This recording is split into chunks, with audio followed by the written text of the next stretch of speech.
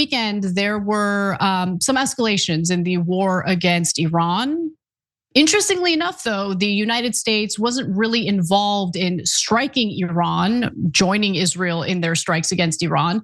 But what was different, in addition to that, is the fact that Iran actually made good on its promise. They said that if the IDF begins taking or doing strikes against Beirut, well, that would be the red line and Iran would retaliate. And for the first time, that's exactly what happened. Now, the real question is, where do we go from here? What does this all mean? Luckily, we have one of my favorite experts to discuss this with us, and that's Dr. Trita Parsi, who's the co-founder of the Quincy Institute for Responsible Statecraft, and who has a fantastic Substack that I don't know how you're like updating as regularly as you are, Trita, because I'm trying to update my own Substack and I never have any time, but your pieces are so enlightening. So thank you for joining us. Thank you, I appreciate it. Good to be with you.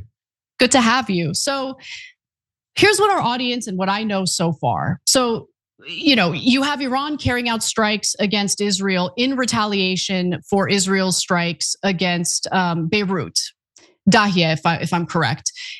That's the first time that's happened. And even though Trump told Israel, do not retaliate because we don't want an escalation, there was an escalation. Israel did retaliate.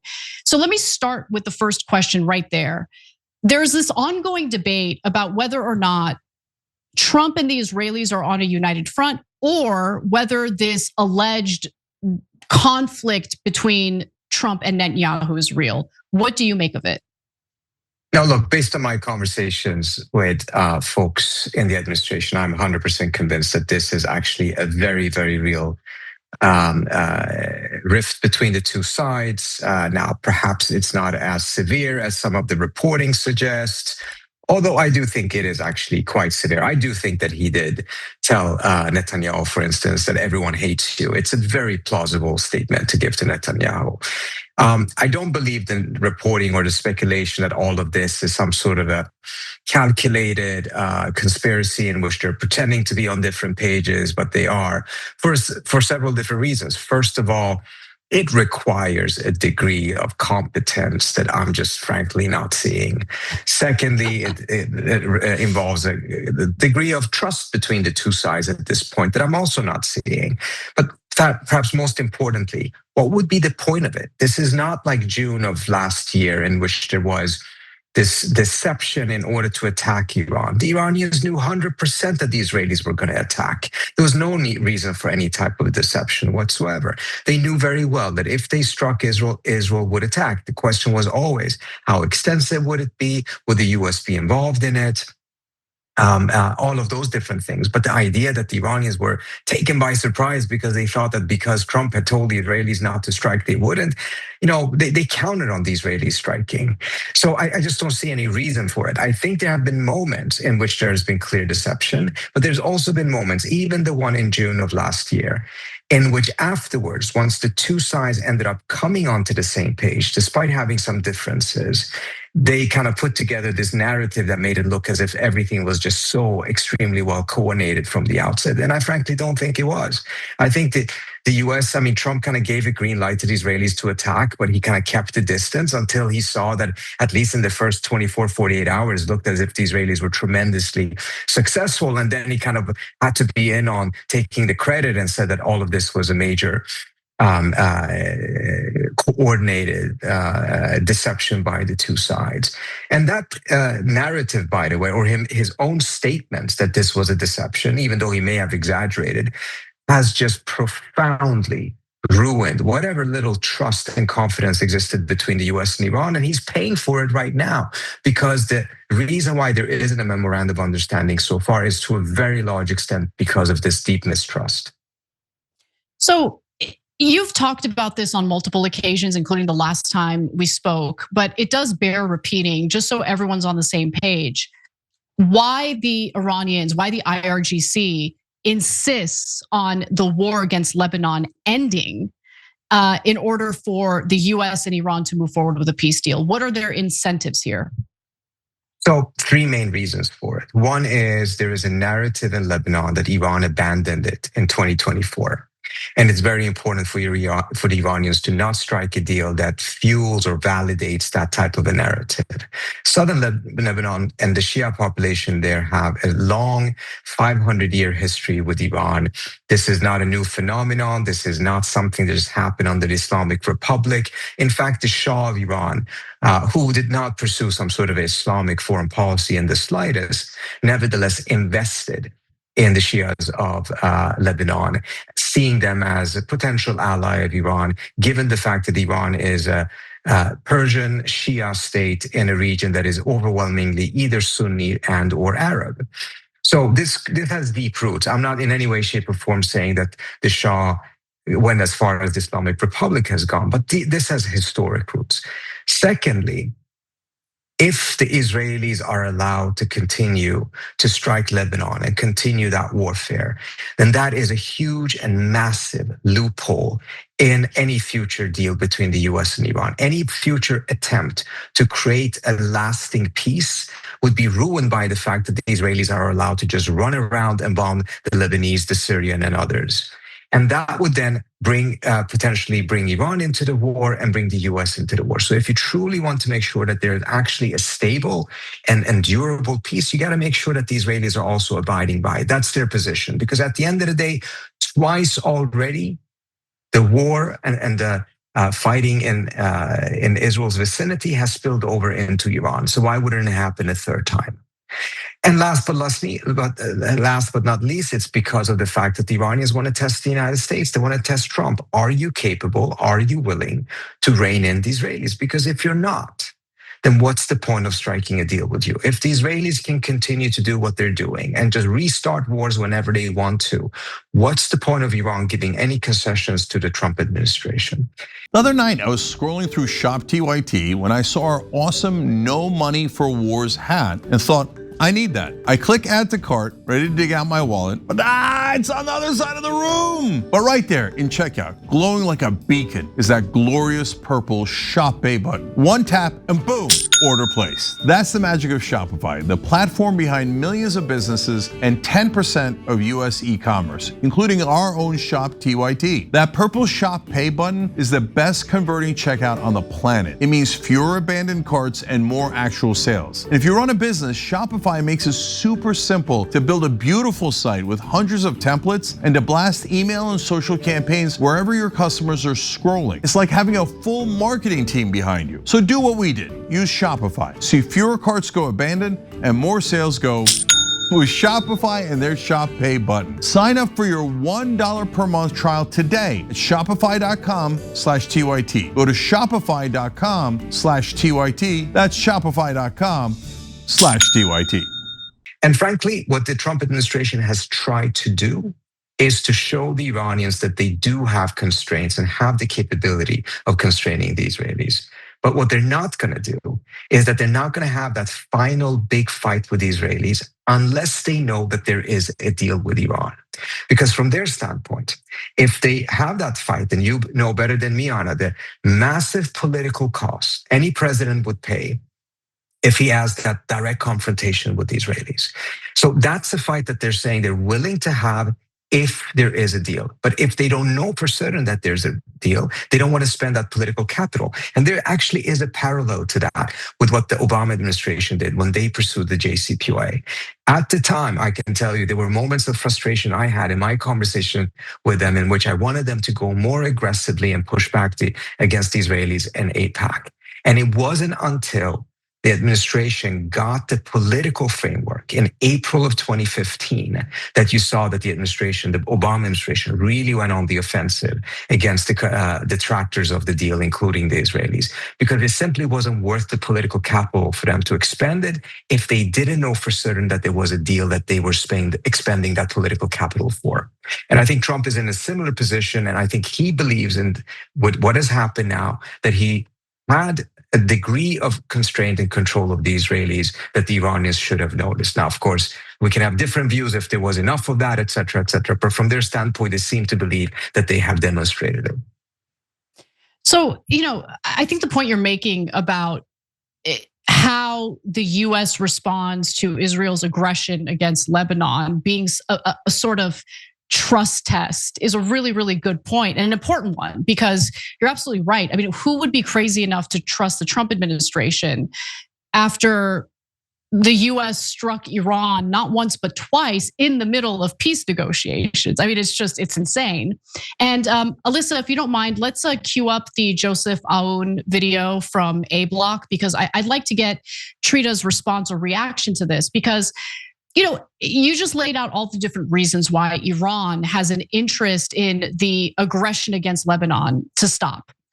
At the same time, I've been trying to figure out what is going on with the political leadership with Lebanon, as southern Lebanon is being leveled, much like Gaza. We haven't heard much from the president of Lebanon. And then this weekend, Christiane Amanpour sits down and has an interview with the president of Lebanon, and he has a message for the IRGC that I'm having a difficult time really understanding. So let's take a look at that video once we have it ready. Do we have it, Alyssa? All right, take a look at this. IRGC, the Iranian Revolutionary Guard Corps, that they don't agree with this, they don't approve this agreement, what happened. It's not your country, it's our country.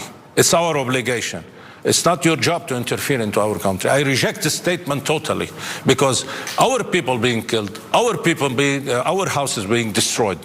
They are using Lebanon as a bargaining chip in their negotiation with the United States. It's unacceptable. And here also, Hezbollah must understand that. Hezbollah must understand that no other way but to sit and talk. No other way to solve this problem and to save what's left except through negotiation and diplomacy.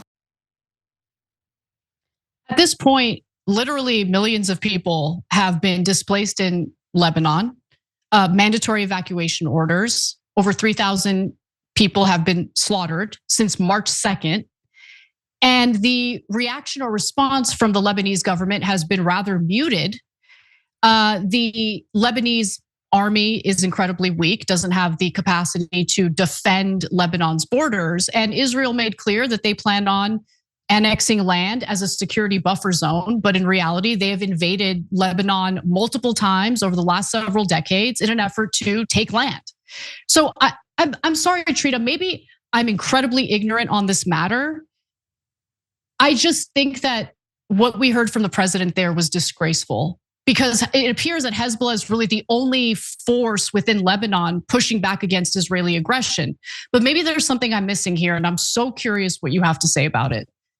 No, I think a lot of people will have that reaction. First, let me just say, I'm not an expert on Lebanese internal politics, and I'm going to be very careful not to make a judgment. But I think there is a perspective in Lebanon. I mean, first of all, let me just say this. Yes, it is a bit bizarre, because it seems like the Israeli president, the prime minister, whatever his title is more upset at the Iranians than the Israelis, that at the very moment he was giving that interview was bombarding Israel. Lebanese, yeah. Once again, as you mentioned, have driven thousands of people, millions of people into becoming internal refugees, and incidentally, almost all of them, not all of them, but the vast majority of them Shias, and has specifically targeted Shia population. This is ethnic cleansing, has targeted Christian and other type of villages if they have allowed the fleeing Shia to be able to find refuge there. So it's really attempting at throwing the different groups that constitute Lebanon, the different religions and ethnicities, etc., against each other. And we just don't see the same type of reaction or anger towards what the Israelis are doing from him, which I think from anyone on the outside, you will be a little bit confused as to, okay, what's going on over here? Now, at the same time, Lebanon is a small country. It has constantly been interfered by the Iranians, by the Saudis, by the Syrians for a very long time. Of course, the Israelis, and then the US itself has had a role. The French have had a very significant role. Everyone has a bit of a claim on Lebanon. And it's a very unfortunate fate that Lebanon has had as a relatively weak country, certainly a weak state that has not been able to push back against these foreign interferences. What I found curious, though, is that almost all of the different groups are not against foreign interference per se. They're against the foreign interference of whatever foreign entity that they don't like. They're totally happy if the Saudis are funding Hariri or putting their weight behind one of their politicians. But if the Iranians do it, then it's foreign interference, or vice versa. So it is a very unfortunate situation. But if we go to the very core of this specific issue right now, what the Lebanese government was negotiating was a deal that essentially would have disarmed Hezbollah, despite the fact that Hezbollah has not been defeated, and despite the fact that Hezbollah has had some significant military wins as of late because of a new type of a drone that they're using. But it didn't do anything to actually end the Israeli occupation of Lebanon. So it's really difficult, I think, for the Lebanese government to say that they're actually looking out for all of Lebanon's best interests, mindful of the fact that they seem to be rather forgiving of the fact that the Israelis are occupying Lebanon, are claiming that they will annex parts of Lebanon, claiming that they need parts of Lebanon as a buffer zone. And you know the blueprint that the Israelis are using for this. First, they need a buffer zone. Then they start building settlements on those buffer zones. And then, of course, those settlements need to expand because of natural growth. And eventually they annex that territory de facto or de jure. And then they need a new buffer zone to protect that old buffer zone. That's exactly what they're doing now around the area of the Golan Heights, an area that was originally occupied by the Israelis as a buffer zone. And now you have a new buffer zone around it in order to protect that part because they have annexed it. They built settlements there, and the United States government, as part of the Abrams Accord, has recognized their annexation of the Golan Heights and gotten countries such as UAE, Morocco, Bahrain, and others to do so as well. So given that track record, it is just stunning to see that statement. Now, of course, the other side of the Lebanese debate argues, yes, the Israelis are a very problematic neighbor to have, but it is actually Hezbollah's fault if they were not provoking the Israelis, and if the Iranians were not supporting Hezbollah to provoke the Israelis. Ultimately, there would be some sort of a peace similar to what the Jordanians have, essentially a scenario in which Lebanon would be completely subjugated by the Israelis, and they would be accepting the fact that they're living completely under Israeli domination. But that is a better fate for Lebanon than one in which they're actually resisting the Israeli occupation or resisting it at least violently. Now, different perspectives in Lebanon. I'm not Lebanese. I'm not going to make a judgment, but I do agree with you that there's a bit of a surprise when you hear that the tone and the anger seems to be far more directed at Iran, whereas in reality it's the Israelis that are ethnically cleansing the country, not the Iranians. Yes, exactly. And the one other thing that I just want the audience to know about is Israel wants more than simply disarming Hezbollah, which it doesn't seem like the IDF has had an easy time attempting to do. Clearly, the Lebanese military would not be able to do. It could spark a civil war in Lebanon, which is one of the other complications. And Netanyahu also wants to completely demilitarize Lebanon, which is insane. I mean, that is what was offered up to the Palestinians in various, negotiations previously when it came to partitioning the land and all of that, creating a two-state solution. You don't have any means of defending yourself, including from your own belligerent neighbor, if you don't have a military. So you can understand why people would reject that. So it goes back, I think we talked about it at an earlier episode, perhaps it was on Young Turks, that at the end of the day, for the Israelis is to essentially feel safe. Everyone else has to feel unsafe. Israel should be able to deter everyone else, but no one should be able to have any deterrence against the United States. And this is against Israel. And by the way, this is US policy as well. The US wants to arm and train the Lebanese army sufficiently so that they can defeat Hezbollah, but never to the point in which they can be an actual defense and deterrence against the Israelis, because the policy is to allow for Israel to have this complete domination. And apparently there are elements in Lebanon who think that this is the best Lebanon can do, and they should just accept it, and elements that don't believe that that is acceptable. And particularly if you're living in the South, where you actually would be under that type of Israeli domination, it's perhaps more understandable that they will resist. So after the escalation that we witnessed over the weekend, it seems like things have died down a little bit today. So both Iran and Israel said that they would halt their strikes against each other. But everything feels incredibly fragile at this moment. So what are you, actually, let me frame the question this way, because this is what I'm thinking about and what I'm curious about. So with Iran kind of posing a threat to Israel or a check on Israel's aggression against Lebanon, could this be a potential, I don't know what the right terminology is, a new defense pattern within the Middle East, with Iran essentially being the only force that checks Israeli aggression against Lebanon moving forward?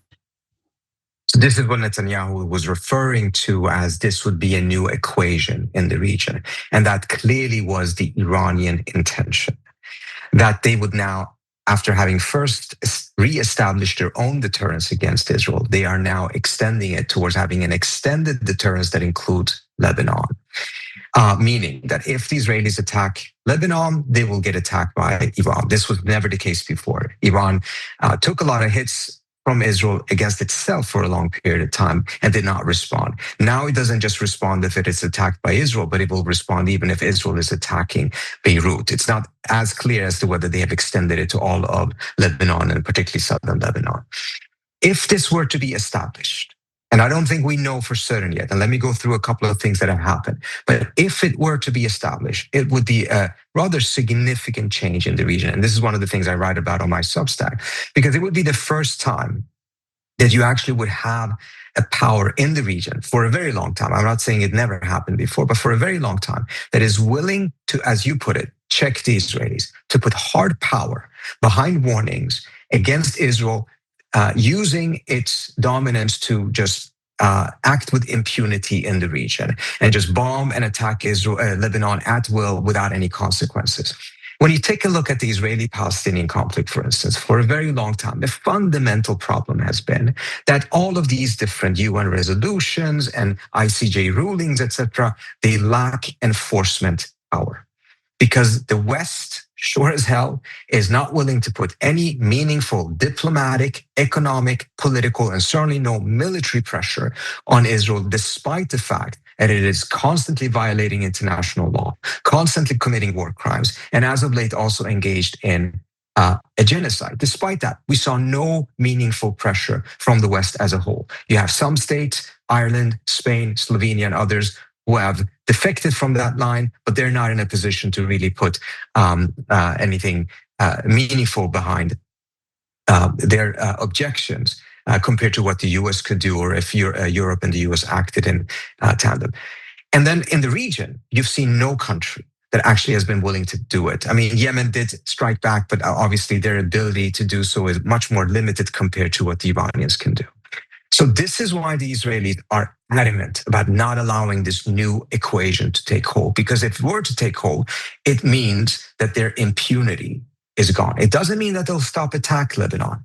It doesn't mean, we should be very clear, we're not going to have any clean deterrence in the sense that because of this Iranian warning, the Israelis will now no longer attack Lebanon at all. That's not really what would happen.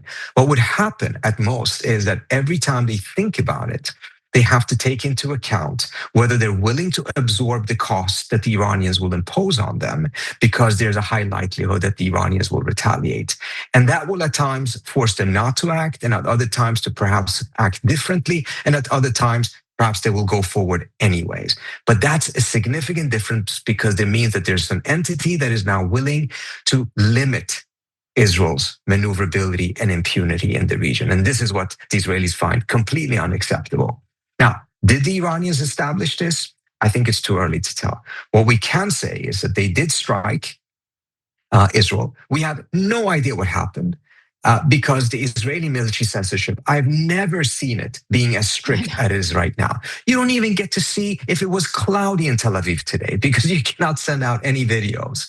I mean, remember how it was in October and April of 2024. There were plenty of videos that were coming up. There were actually YouTube channels that for other reasons were constantly showing the night sky, nightline in Tel Aviv or in Jerusalem, etc. And you could watch that and see what was going on. It was not there to film these things, but you could see it. All of that has been shut down, and people have actually been prosecuted for having shared those videos.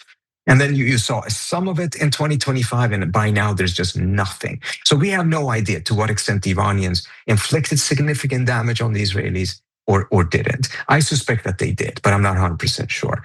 The Israelis then responded based on what both the Iranians and the Americans are saying. It was more limited than it otherwise would have been. The Iranians seem to have been somewhat surprised. There were a lot of targets, but the Iranians claimed that those targets were not particularly valuable and the damage was not significant.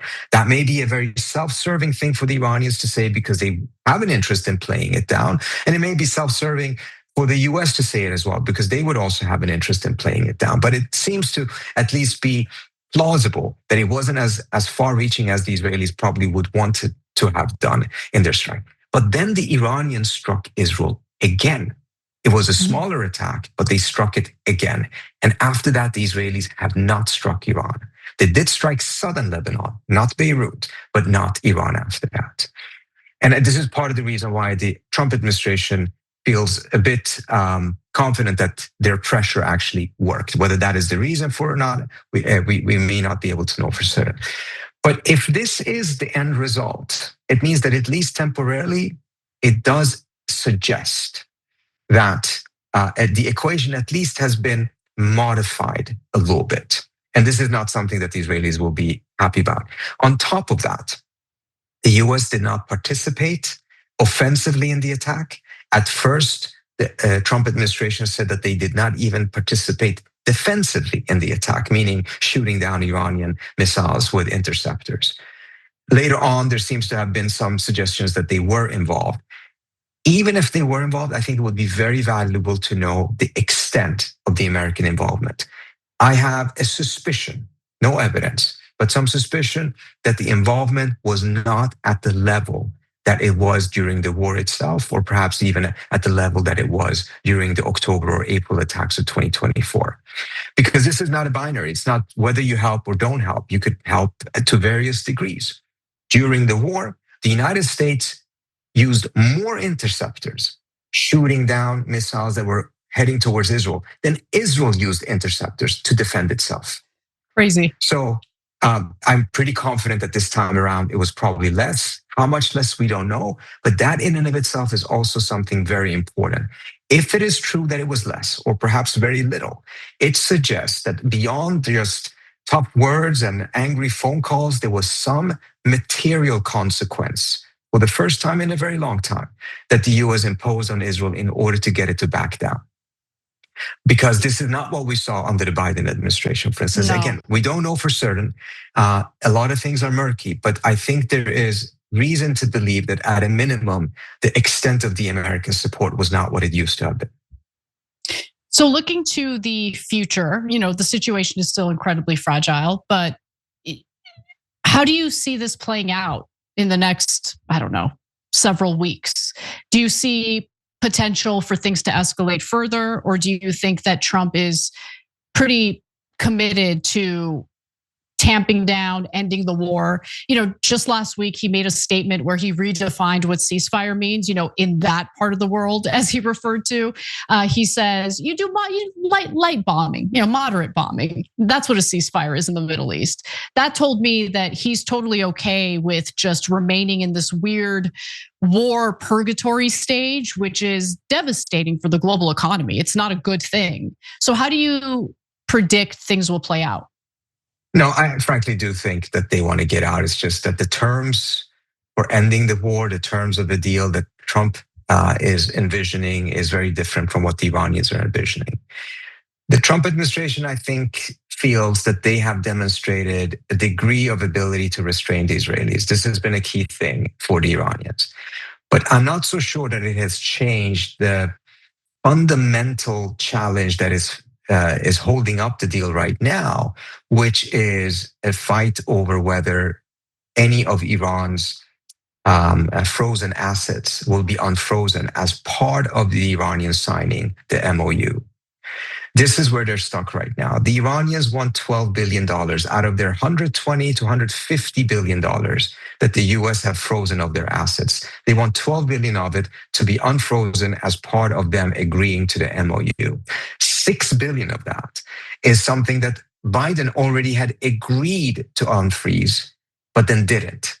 Because between him agreeing to it and 3 weeks later, there were these massive protests, the Mahsa Amini protest in Iran, and the Trump administration just simply negated on their agreement. So for the Iranians, the first 6 of it was already promised and has not been delivered. So they're just asking for 6 more from their perspective. From Trump's perspective, he doesn't like the optics of anything that looks as if he is repeating what the Obama administration is doing. And the Obama administration did something that has nothing to do with frozen assets. It's that they settled a lawsuit between the United States and Iran that was rooted in an arms sales that the Iranians had paid for during the time of the Shah. But between them paying for it and then the US supposedly delivering it, there had been a revolution in Iran. And that revolution had brought about some rather extremist people who took American hostages at the embassy, diplomats. So the US understandably never delivered those weapons.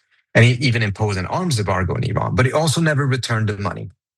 So the Iranians took the US to the International Court in Hague, and the US was about to lose that lawsuit. So they decided to settle it together with the JCPOA, together with the implementation of the JCPOA. But there was just a problem. There was about $400 million that the US owed Iran. On top of that, there was about $1.3 billion in interest because about 35 or so years had passed. But because of US sanctions, it couldn't transfer the money to Iran. There was no bank willing to do so. So they actually had to get all that money in cash, fly it on a Boeing to Switzerland, then have it unpacked there into an Iranian Boeing, and then, or whatever plane it was, and then fly it to Iran. So the optics, the idea of these pallets of cash on the plane is something that is still haunting the Obama administration. And the Trump administration is really afraid of that optic being repeated, mindful of the fact that, of course, Trump derailed the Obama administration for having done this. But that was a lawsuit. That's nothing to do with the frozen asset. The Obama administration actually unfroze far more money than just $12 billion as part of the JCPOA. And eventually, if there is to be a deal, all of that money is going to have to be unfrozen. I don't see any scenario in which the Iranians will give major nuclear concessions without getting their money back. It's their own money at the end of the day. It's just the optics of when that happens that is really bothering the administration. Well, if there's one thing I know about President Trump, it's that he knows how to facilitate payment to just about anyone in a concealed and clever way. I mean, he got prosecuted for one of those examples. So, I mean, I don't know. I mean, he could potentially do what Netanyahu did, right? Where he gets Qatar to facilitate that funding. Exactly. I don't know. Yeah. So there are ways.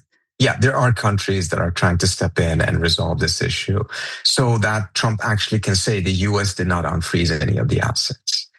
But so perhaps it will work, perhaps it will not. But so far, it's not clear to me if this last episode and this flare up and this potentially new equation has given any impetus for this diplomacy that still is going on to overcome this hurdle. We will hopefully find out in a day or two, because I think this is what Trump was referring to. He thinks that there may be a deal within 72 hours. I think it's because they're at the last couple of yards before reaching the goal line on this issue. Trita, as always, you're wonderful. Thank you for being so generous. Thank you so much for having me. Yes, and everyone, please follow Trita's Substack, subscribe, become a paid subscriber if you can. We have a little graphic up so you guys can know exactly where to find him. He does great work. And I think you published like 2 pieces today. So great work, Trita. Thank you again. Thank you so much. Talk to you soon. Every time you ring the bell below, an angel gets his wings. Totally not true, but it does keep you updated on our live shows.